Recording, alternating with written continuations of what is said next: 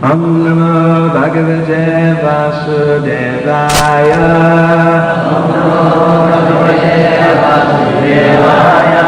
Om Namo Bhagavate Vasudevaya.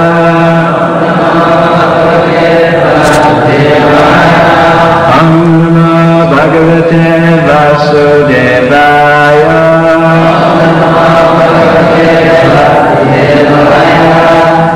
Srimad Bhagavatam, Canto 4, Chapter 12. Dhruva Maharaj goes back to Godhead. Text 8. Maitreya Vacha Sa Raja Rajena Varaya Chodita Dhruva Maha Bhagavato Maha Mati Hara Sa Vavre Chalita Smritim Yaya Karati Ayatnena Puratyayam Tama Maitreya Vacha Suraja Rajena Varaya Chodito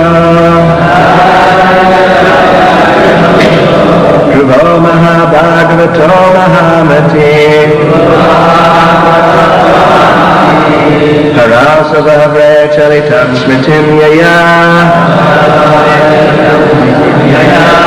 Taratya Yatnena Duratyayam Tama.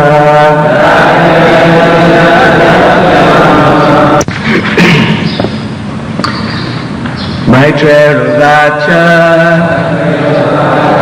The great sage Maitreya said, Sa He Raja Rajena, by the King of Kings, Kuvera, Varaya, for a benediction, Chodita, being asked, Dhruva Maharaj, Mahabhagavata, a first-class pure devotee, Mahamati, most intelligent or thoughtful, Hara, unto the Supreme Personality of Godhead, Sa, he, Vavre, asked, Achalita, unflinching, Smritim, remembrance, Yaya, by which, Tarati, crosses over, Ayatnena, without difficulty, Duratyayam, unsurpassable, Tama, nescience. Translation. The great sage Maitreya continued, My dear Vidura, when thus asked to accept a benediction from Kuvera, the Yaksharaj, king of the Yakshas, Dhruva Maharaj, that most elevated pure devotee, who was an intelligent and thoughtful king, begged that he might have unflinching faith in and remembrance of the Supreme Personality of Godhead. For thus, a person can cross over the ocean of nescience very easily, although it is very difficult for others to cross. Purport by Srila Prabhupada. According to the opinion of expert followers of Vedic rites, there are different types of benedictions in terms of religiosity, economic development, sense gratification, and liberation. These four principles are known as Chatur Vargas. Of all the Chatur Vargas, the benediction of liberation is considered to be the highest in this material world.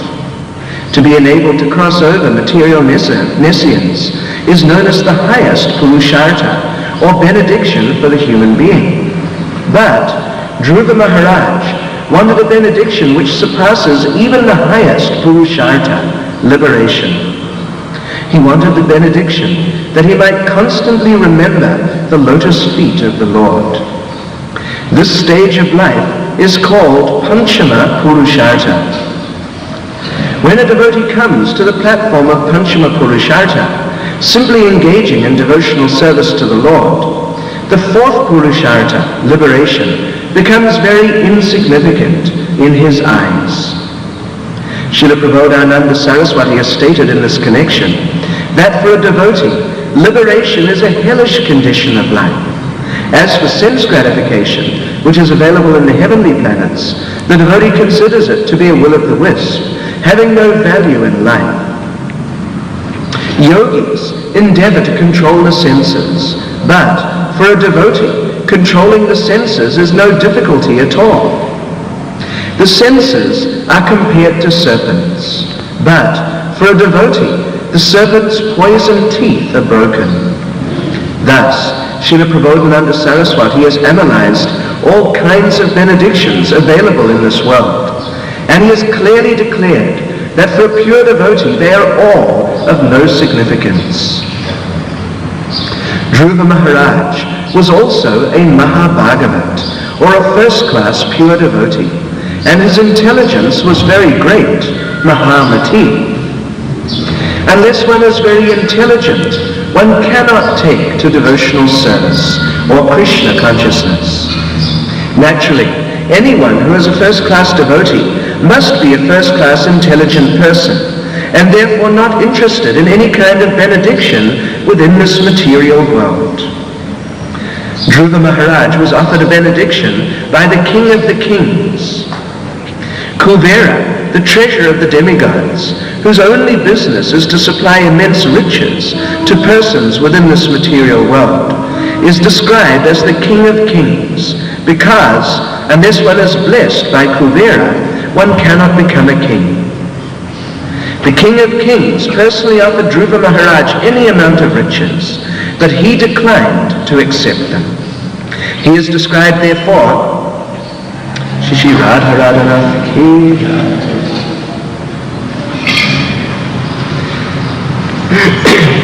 He is described therefore as Mahamati, very thoughtful or highly intellectual. Translation. The great sage Maitreya continued, "My dear Vidura, when thus asked to accept a benediction from Kuvera, the Yaksharaj, king of the Yakshas, Dhruva Maharaj, that most elevated, pure devotee, who was an intelligent and thoughtful king, begged that he might have unflinching faith in and remembrance of the Supreme Personality of Godhead. For thus, a person can cross over the ocean of nescience very easily, although it is very difficult for others to cross." Om Jnana-timirandasya Jnananjana-shalakaya Chakshuramilatam Yena Tasmai Shri Gurave Namaha Shri Chaitanya-manobhishtam Stapitam Yena Bhutale Swayam-rupakadamayam Dadati Swapadantikam Panchakalpatarubhyascha Kripa-sindhubhya evacha Paritanam Pavanebhyo Vaishnavebhyo Namo Namaha Shri Krishna Chaitanya Prabhu Nityananda Shri Advaita Gadadha Shri Vasudhi Gaura Bhakta-vrinda Hare Krishna Krishna Krishna Hare Hare Hare Rama Rama Rama Hare Hare.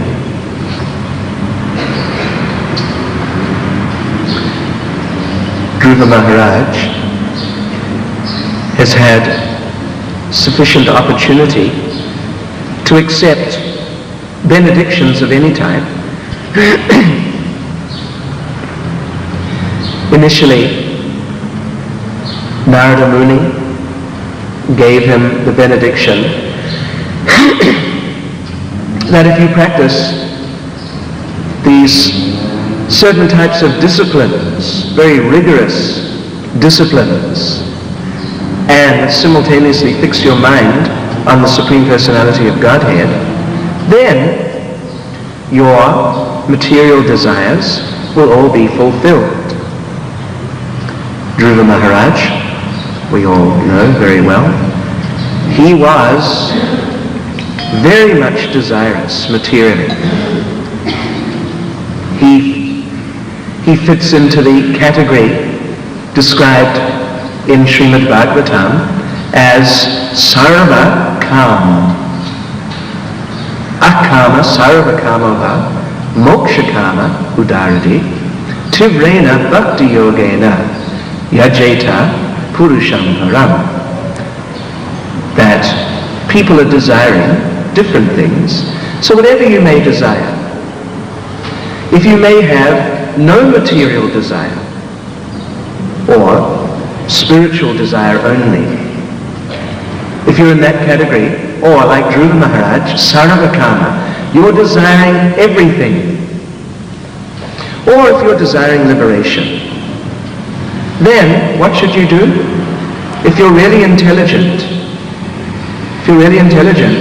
then you'll understand that the best way, the easiest way, most effective way of having your desires fulfilled is tivrena bhakti yogena.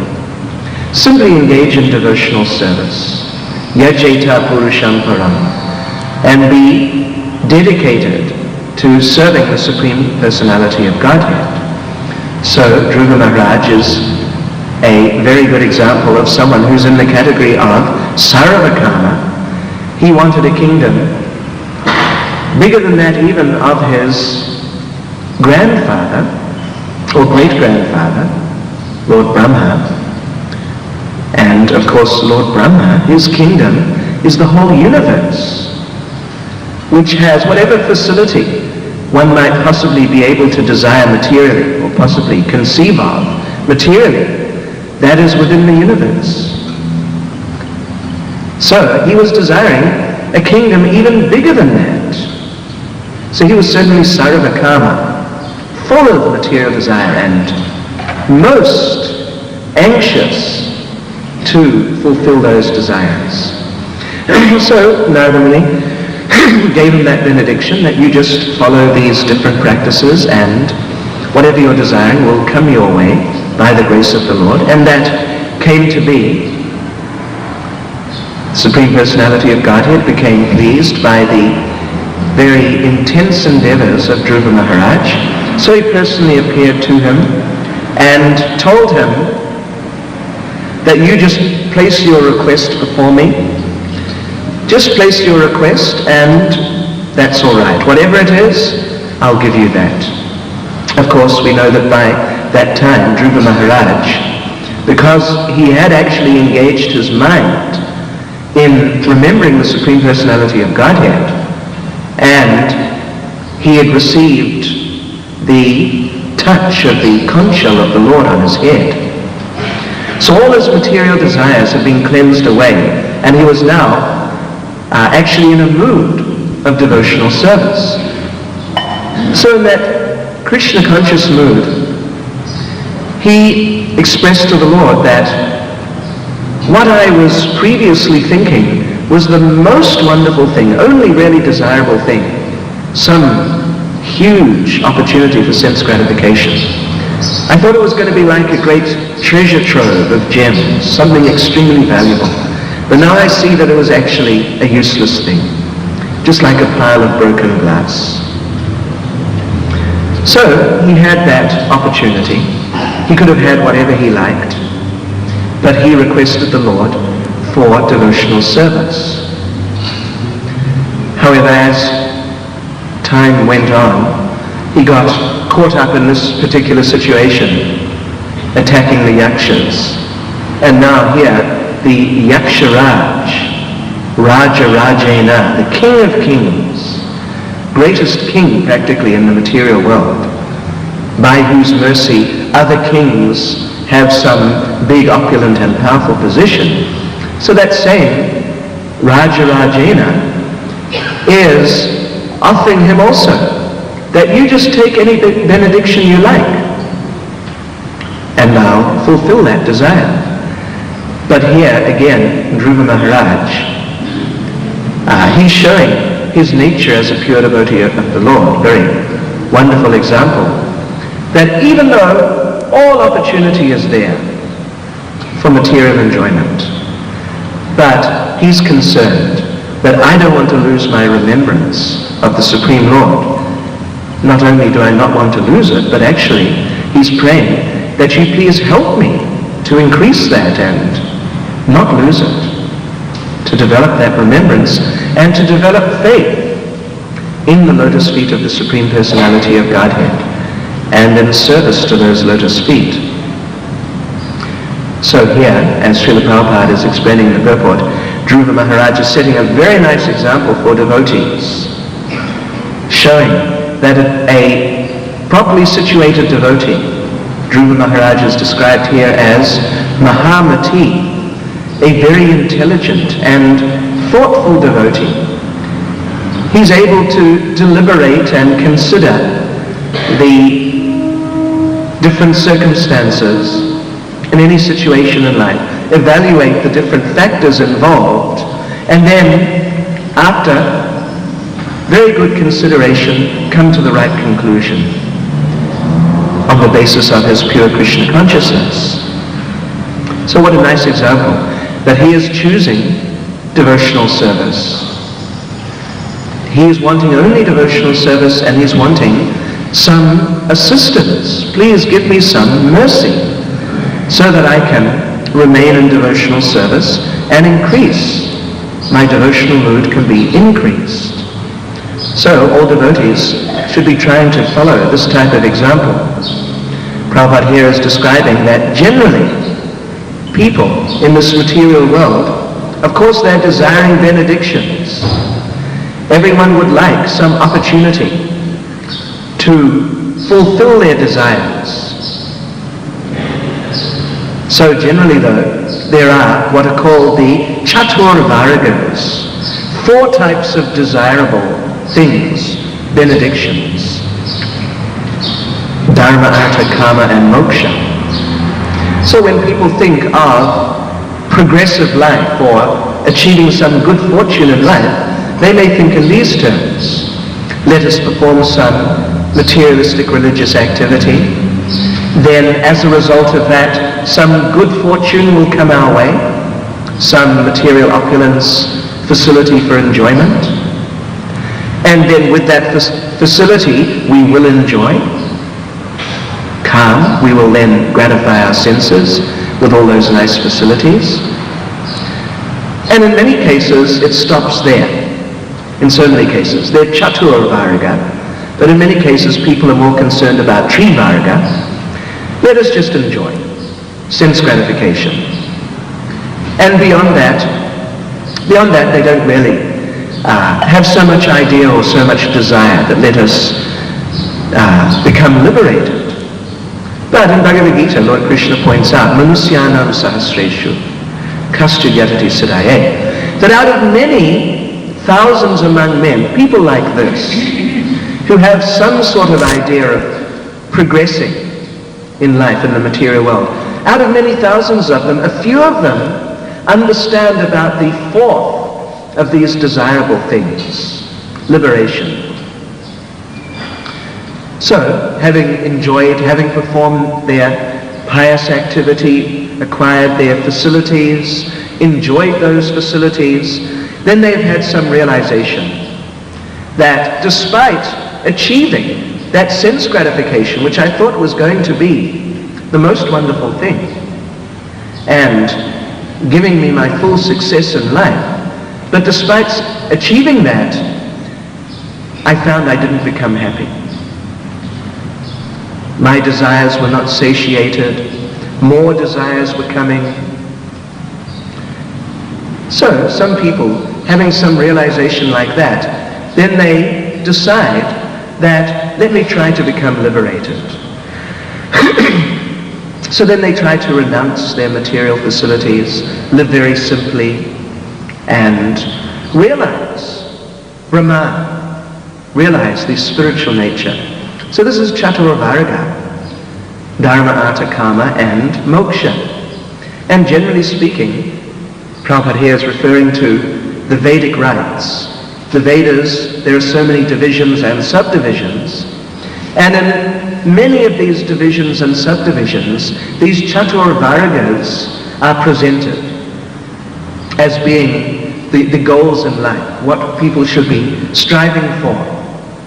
But the devotee has a higher understanding, and Dhruva Maharaj, he's expressing that very nicely.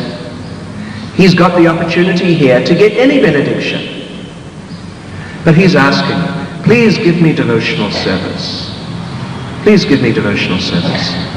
Even Prabodhananda Saraswati, he makes the point that what to speak of these three goals culminating in sense gratification, but even the goal of liberation is extremely undesirable to a devotee.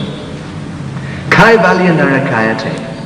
That the devotee, the pleasure that the devotee experiences through engaging fully in devotional service is so high that when the devotee then looks back down at the achievements of these other categories of people, including the achievement of liberation, he's looking down and he feels that even this liberation is a complete waste of time. Even worse than that, Kaivalya narakayate. He thinks this is just like hell, totally undesirable. So just imagine, we are trying to practice devotional service, trying to advance in devotional service and develop this mood as being shown by Dhruva Maharaj. But just consider how elevated is his consciousness. How elevated is the consciousness of these great pure devotees of the Lord, that when they think about liberation, what to speak of sense gratification, when they think of liberation, they spontaneously think that this is terrible. I want nothing to do with it. Keep it well away. So this is very advanced. Very advanced. Actually, Srila Vishwanath Chakravarti Thakur explains in Madhurya Kadambini that there are different types of anathas for the devotees who are beginning devotional service and trying to make progress, trying to become nicely situated in devotional service. Then there are a number of obstacles, anathas, unwanted things, which interfere with the advancement of the devotee. Particularly, he describes 4 types of anathas.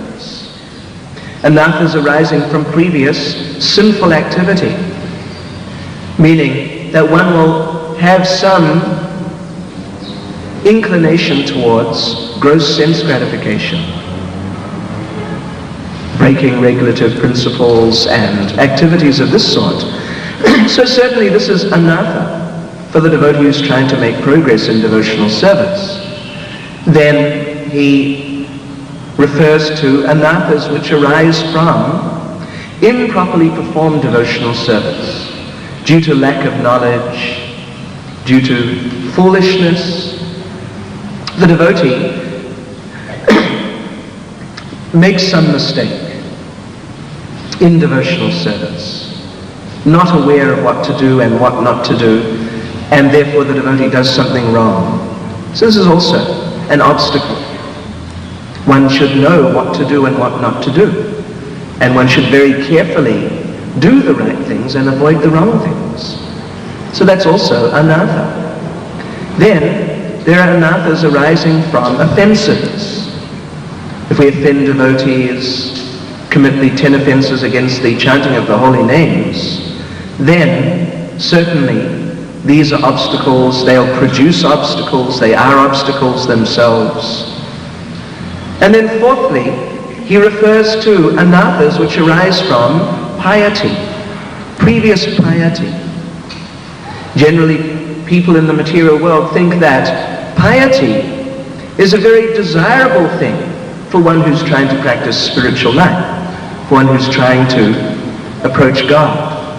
As the popular saying goes, service to man is service to God.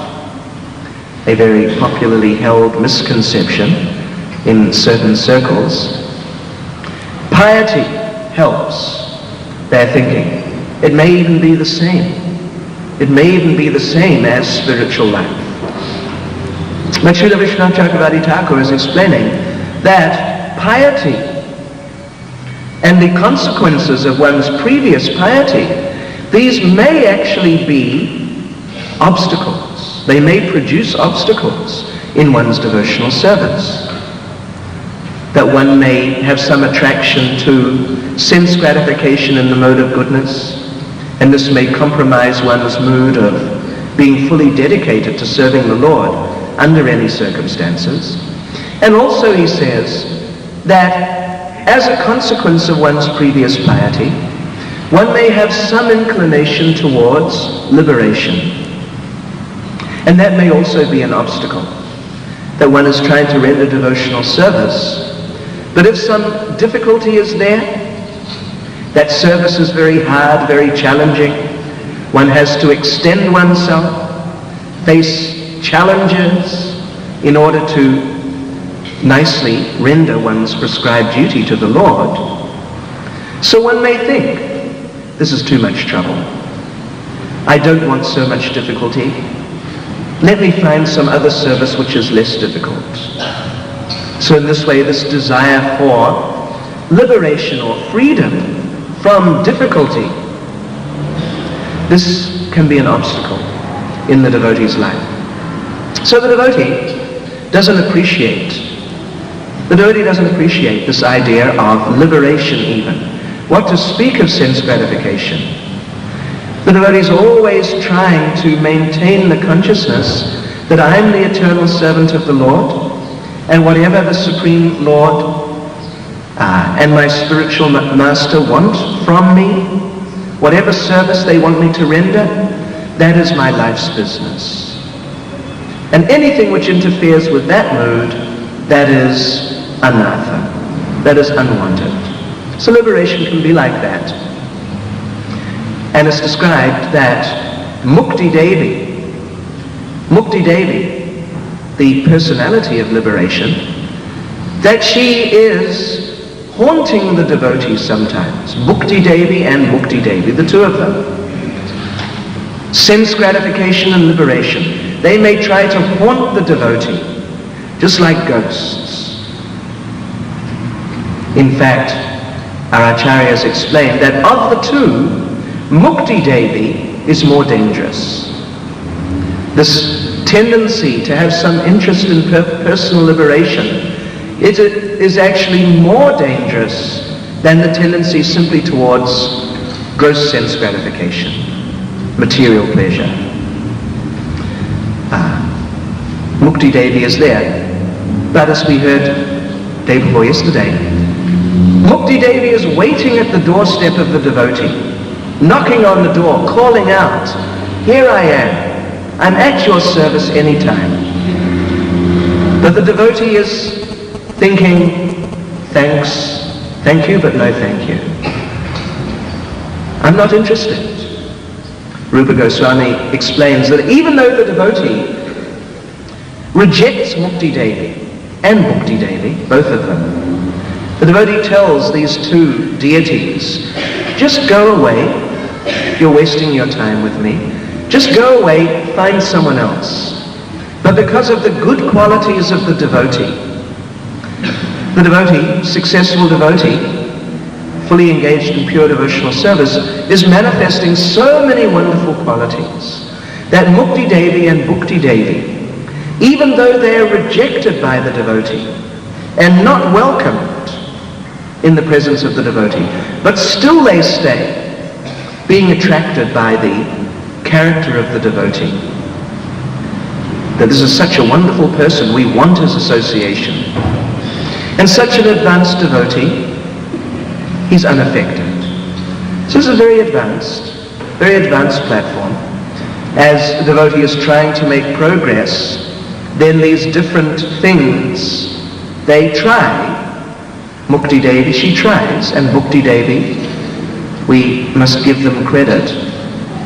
Prabodhananda Saraswati, in Chaitanya Chandramrita, he says that when I consider how powerful illusion is, and how absolutely dedicated Maya Devi, but the potency of devotional service is such that not only can the devotee get beyond the clutches of sense gratification and even liberation, but when he looks back at them, he thinks, this is just completely useless.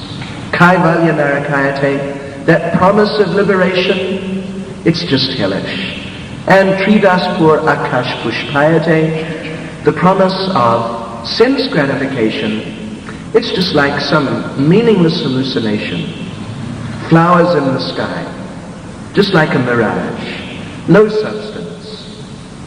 So Dhruva Maharaj, he is expressing this mood here very nicely. We find also this very nice incident in the pastimes of Lord Chaitanya. Sarvabhauma Bhattacharya, previously he had also been in this liberation business, teaching impersonal philosophy and things like this, and very attached to that study, very attached to that knowledge. But by the mercy of Lord Chaitanya, Sarvabhauma Bhattacharya, he got the right idea that actually devotional service is higher. So he gave up all of his previous activities, cultivating and teaching impersonal knowledge. He gave it all up, very enthusiastically. So one day, in this mood of ecstasy, in appreciation of how wonderful devotional service is, one day he came to Lord Chaitanya and he spoke one verse from Srimad Bhagavatam, important verse, but he made some little alteration, expressing this mood of enthusiasm that he had for devotional service as being higher than liberation. Tatenu kampam susamikshmano bunjane vatma kritam vipakam. That the devotee remains fully engaged in devotional service, even though so many difficulties may come due to his or her previous activities. So many reactions have built up over so many lifetimes. So as the devotee is trying to advance, those reactions may come. So difficulty may be there. But the devotee remains fully engaged in devotional service and simply praying, my dear Lord, you please just be merciful to me. And then the verse goes on, Jiveta yo mukti pade chadayavak. That the devotee who continues on in devotional service in the spirit, then Jiveta yo mukti pade chadayavak. Krishna, who is mukti pad, his lotus feet give liberation. They are the very resting place of liberation. Lord Krishna, he will give the kingdom of God as the inheritance of the devotee. The kingdom of God will become the rightful inheritance of such a dedicated devotee. So that verse is referring to the Lord as Muktipad, whose feet are the resting place of liberation. So, Sarvabhauma Bhattacharya, in this newfound spirit of enthusiasm for devotional service as opposed to liberation, he thought that this concept of the Lord as Muktipad is not first class. We could improve it. So therefore he changed it to Jiveta yo Bhakti Pade Chadayavak. That the lotus feet of the Lord are the place of devotional service. And the Lord, acting in that capacity, he's giving this mercy to his pure devotee. So he came before Lord Chaitanya and he spoke the verse with this little alteration. So Lord Chaitanya, he immediately noticed that this change has been made. And this verse is from Srimad Bhagavatam. So we don't do that. We don't do that. Srimad Bhagavatam is the final word in Shastra. The ultimate evidence, ultimate scripture. The king, as we say, Grantaraj, Srimad Bhagavatam Ki Jai. The king of all scriptures. Or as Srila Jiva Goswami says, the emperor of all evidences. There are many scriptures, and they're like the Vedic scriptures at least. They are the kings of scriptures. And their conclusions, they're the kings of all conclusions, of all evidences. But over kings is an emperor. And Srimad Bhagavatam is like that. The emperor of all evidences. So we don't change Srimad Bhagavatam. We don't change Srimad Bhagavatam. So he told Sarvabhauma Bhattacharya, actually you shouldn't do that. Please don't do that. But just take the verse as it stands. And understand that it is Krishna. But don't play. Don't play with the words of Scripture. But at the same time, even though he made that correction, mild chastisement to Sarvabhauma Bhattacharya, still within himself, Lord Chaitanya was appreciating that actually this is a very nice spirit that he has. Previously, he was simply interested in impersonalism, liberation, these ideas. He was teaching that great authority, but now he's thrown it out. And he doesn't like to hear anything to do with it, but only bhakti, only devotional service. So devotional service, as the devotee becomes more and more absorbed in devotional service, then these types of realizations will come. Perhaps for the neophyte devotee, the neophyte devotee may feel satisfied, somewhat satisfied, if they can remain free from sense gratification. That the opportunity comes, but they think, no, actually I shouldn't do that, but let me stay engaged in devotional service. Or some opportunity for liberation comes, but the devotee thinks, no, let me just continue with my devotional service, despite difficulties. So we may feel satisfied like that at least we're engaged in devotional service and not being deviated. But Sarvabhauma Bhattacharya, Dhruva Maharaj, Prabodhananda Saraswati, Kaivalya Narakayate. What to speak of not being attracted, not falling down under the influence of these things. He is thinking, this is simply nonsense, just like hell. Or as Yamunacharya says, what is the Sanskrit about spitting?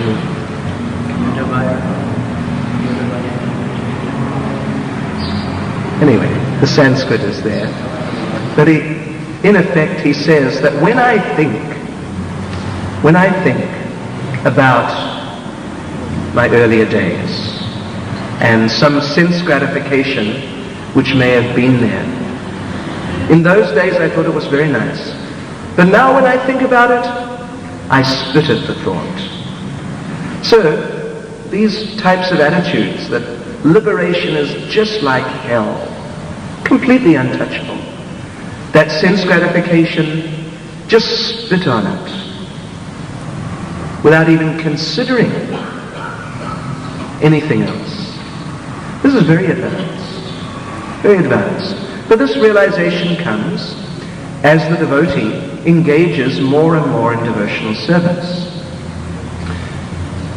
One experiences the sweet taste of devotional service. Therefore, Srimad Bhagavatam, right at the very beginning, it stated, what is it? Nigama kalpa taror galitam palam. Just like here, Dhruva Maharaj is being referred to as Mahamati, or very intelligent and thoughtful devotee, able to deliberate nicely and come to good conclusions on the basis of devotional service. So also there it's stated that you expert and thoughtful men, intelligent people, just try to appreciate Srimad Bhagavatam. Just try to appreciate this great scripture and its message of pure devotional service. And then you'll find that this is the most relishable thing. Most relishable.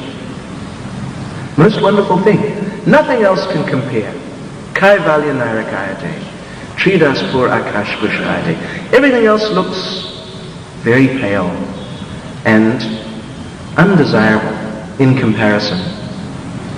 So here, Dhruva Maharaj, he's expressing his high realization in this regard, without a thought, choosing devotional service, asking for some mercy.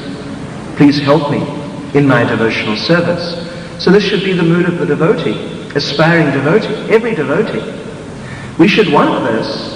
We should at least understand that this is what we should be wanting, and then we should try to get that. And how do we get that? Dhruva Maharaj's example is very nice. He's asking for mercy, praying for mercy. Please be kind to me. Help me. Devotee understands that I'm not independent even in my devotional service.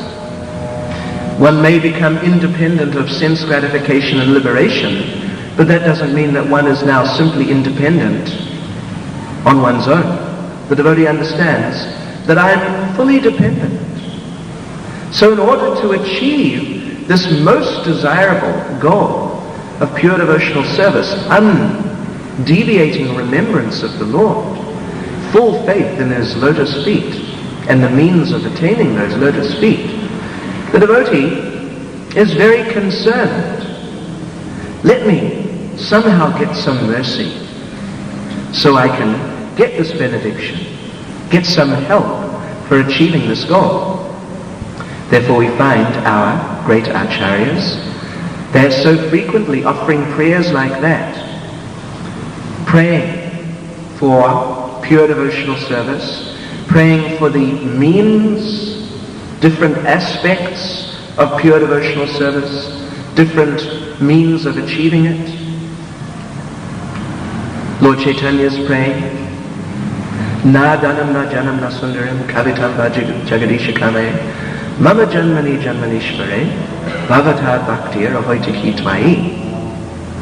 I don't want anything material, wealth, women, followers, nothing material. All I want is the opportunity to render devotional service.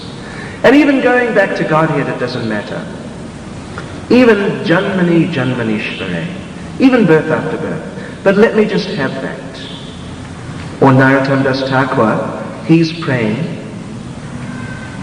for that and also for the means. Thandara charana seve, bhakta sanevas, janame hoy e avilas. My only desire is to remain in the association of devotees. Just that. That'll be sufficient. Birth after birth. Yamunacharya is praying, I don't know the Sanskrit, but he prays, I don't even want to be a Brahman. I'll be happy just to be an ant in the house of a devotee. Then I'll hear the kirtan, I'll get some crumbs of prasad. In the end, perhaps I'll leave my body being squashed under the lotus feet of one of those devotees. So he's praying like that.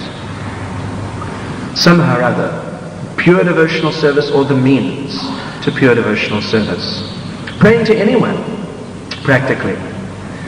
The gopis are praying to Katyayani, Durga Devi.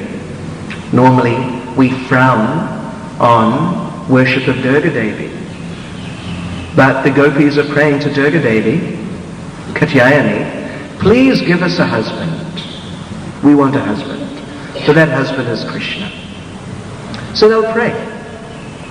Pray like that. Devotee will be very concerned how to get some benediction, how to get some mercy for pure devotional service or the means to that.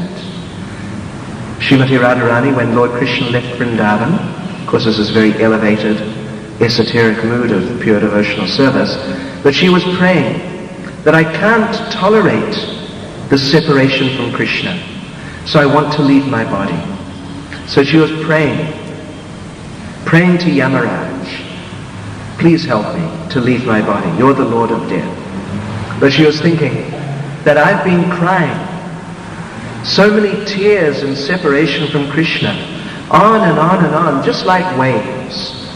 And the waves of my tears, they formed a river, which is even bigger than the Yamuna.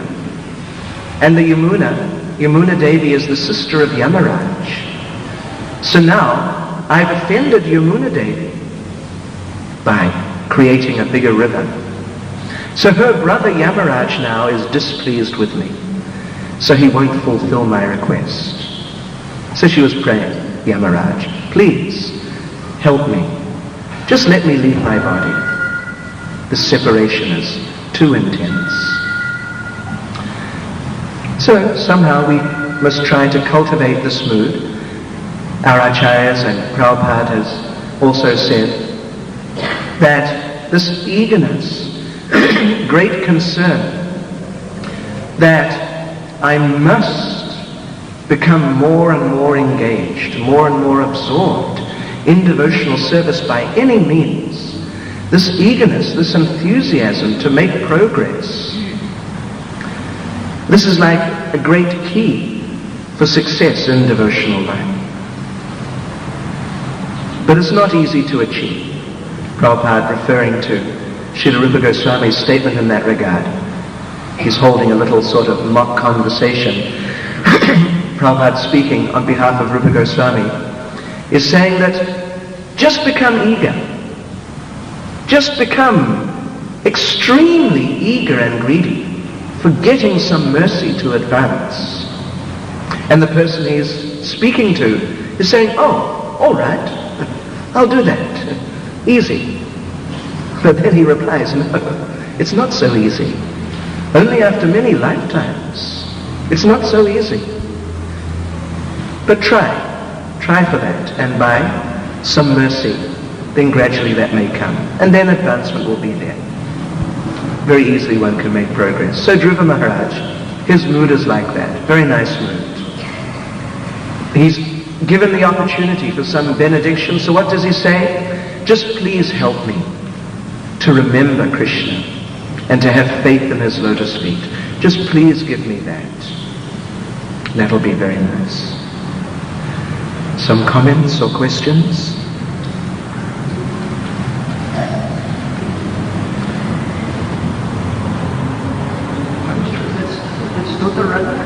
Stotra Ratna. Yamunacharya is asking questions. I don't want to be Brahma, I want to be man.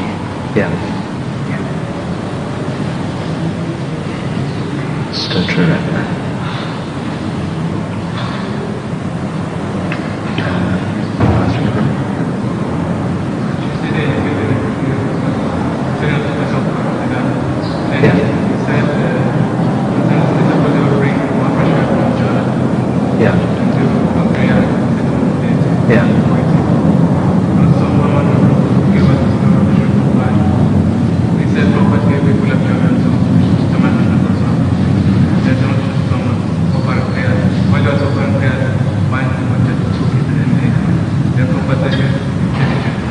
This is what?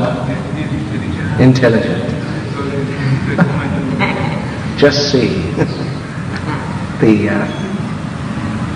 Well, I guess perhaps he was praying for some mercy, but the other devotee had already prayed and been given that higher type of consciousness, so he took the opportunity perhaps. But anyway, yes, prasad this is one thing. There's so many ways. So we can try and get the dust of the lotus feet of the devotees.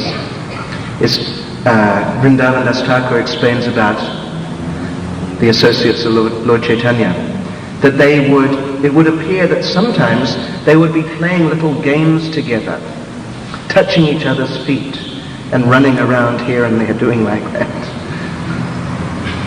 This was one of their engagements sometimes. So, because they have that feeling, that mood of enthusiasm to get mercy and become more Krishna conscious in that way. Srila Bhaktisiddhanta, he would, whenever some prasad would come from some very important deity, of course all deities are important, but some very well-known deity like Jagannath in Jagannath Puri. So when he would someone would bring some Jagannath Mahaprasad, he would offer full dandavats to the prasad and then circumambulate it 3 times, and then he would respect it. So that's a very nice mood in that regard. Very nice mood. Of course, here, another thing that reminds me, here, Dhruva is praying for that mercy of Krishna consciousness, rather than liberation, sense gratification, or any other thing, and particularly those 2 things. So, the devotee, through the devotee's engagement in devotional service, these things may come, because Mukti Devi and Bhukti Devi, they become the servants, even though the devotee is uninterested and unaffected, but still they remain out of attraction to the devotee. And the devotee reaps the results of those things without having to take the detrimental aspects. But the devotee lives very happily, and the devotee is liberated while engaged in devotional service. Because of the devotional service, these things follow naturally. So there was one story, Srila Bhaktisiddhanta, the vice rector of the Benares Hindu University, that means big authority in the world of Hinduism. He came to meet Srila Bhaktisiddhanta once to ask some very sophisticated and complex spiritual or religious type questions, because he was a big Hindu intellectual. So he came, and Srila Bhaktisiddhanta looked at his list of questions, and he just wasn't very interested, because they weren't really so much related with devotional service. So he told this man, "You go and ask those devotees over there." And there were some bhaktas or young brahmacharis cleaning the deity arti paraphernalia, the brassware, over there. So this man, he was a little surprised being referred to these young boys doing somewhat menial task for answering his very deep, he thought, very deep questions. But anyway, he went over there and he asked them, "Can you please answer these questions of mine?" And they said, "Well, we're busy right now, but if you'll help us clean this brassware, then we'll finish more quickly, and then we can answer your questions."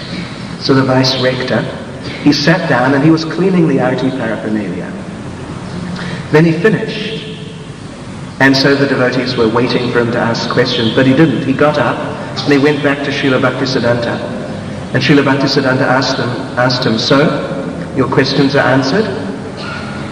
You asked your questions?" And the man said, "Well, actually I didn't. But while I was doing that service, while I was cleaning that brassware, the answers just came into my mind. And so actually all my questions are answered now." So then Srila Bhaktisiddhanta, he referred to that verse, "Atakshi Krishna Namadi, Nabhaved Graham Indriyai, Sevan Mukhe Jivado Swayameva Smaratyada," that in our material condition, our senses and that intellect and so on, they cannot really approach the transcendental platform because they're material. But when you engage those things in sevan mukhe hi jivado, in devotional service, then all these things, realization comes. Everything comes. Vasudeve Bhagavati, Bhakti Yoga Prayojita, Janayat Yasu Vairagyam, Jnanam Chayada Hoitakam. That through rendering devotional service, then naturally spiritual or naturally realization comes. Knowledge comes, causes. Hare Krishna. Some other comment or question? Ask Krishna about devotional service. I beg your pardon? Ask Krishna about devotional service. What kind of devotional service he got? Maybe he was looking for the life. Who? Dhruva Maharaj. What he did? Oh, he did so many types of devotional service. He was a king, so he was a devotee king. But you're wondering if he did food for life. die? Oh, I'm sure he did. Of course. I'm sure he wouldn't miss the opportunity of doing that service. Very nice. So carry on. Carry on and on.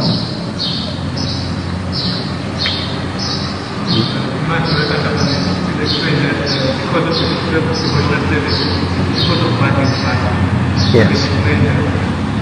The cause of bhakti is bhakti. That a devotee who has bhakti can give bhakti. Because bhakti is there within his heart. Through contact with him, the bhakti can be transferred into the heart of the other person, and then they become devotees also.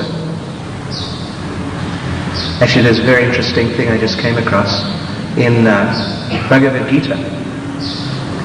In the commentary of, it's either Vishwanath Chakravarti Thakur or Baladev Vijayabhushan, that even though we normally understand that Krishna doesn't give bhakti to a person who doesn't have it, he lets his devotee do it.